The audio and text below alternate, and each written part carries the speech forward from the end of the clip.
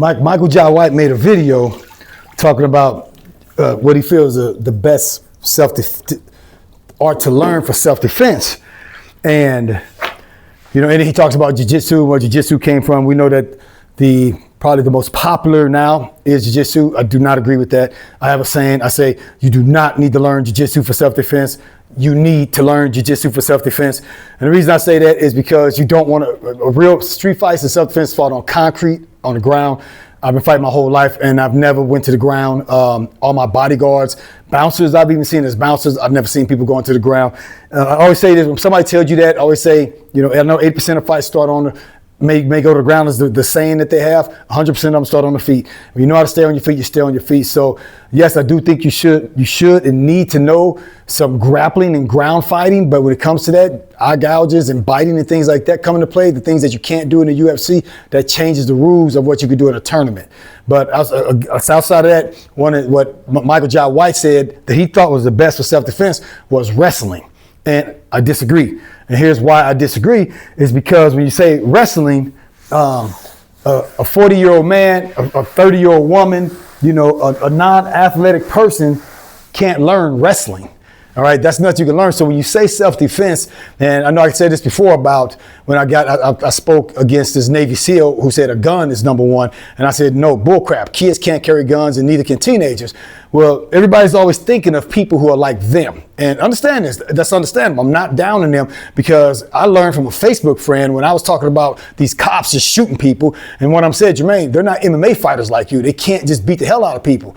And I said, wow, you're right. Thank you. You know what? I understand that. And that helped me adjust my whole police training for people and my training even for self-defense, because I know people aren't as strong, as fast, athletic as me. And so when it comes to self-defense, I said, no, I disagree that it can't be wrestling, even though wrestling, if you are capable, I do agree. In my dojo, I lose money, you know, and I know the business owners, y'all saying, if Donald Trump was on, he'd say, you're fired, Jermaine. And he should have fired me from business a long time ago. Many people should have. Anyway, and I've always had my own business. I'm a horrible business person because I put morale and ethics before I put money. And I don't think you're supposed to do that in business. However, the point that I'm making is that I tell my teen students, stop training here, stop paying me, and go wrestle for free at your high school for at least 1 year.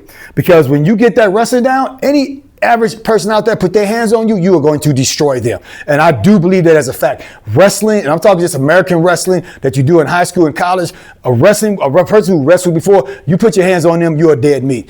However, you can't teach that to anyone. So it's not the best for self-defense. I've said this before to my students. I say it over and over. First of all, and I say it to anybody and everybody, MMA is the best for self-defense. There is not one single discipline in martial art out there that can beat MMA and the UFC. These MMA leagues prove it every single day. And anybody who says, oh, he used this, he used jiu-jitsu to win, he used Muay Thai. No, he did. Because first of all, if he sprawled, that was wrestling.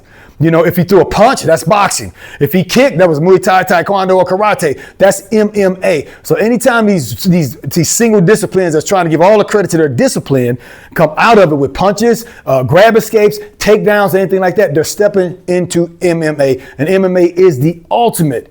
Additionally, if God came to me and said, Jermaine, you can only teach one martial art, a single discipline martial art, you only get to pick one that you can teach for self-defense, what would it be?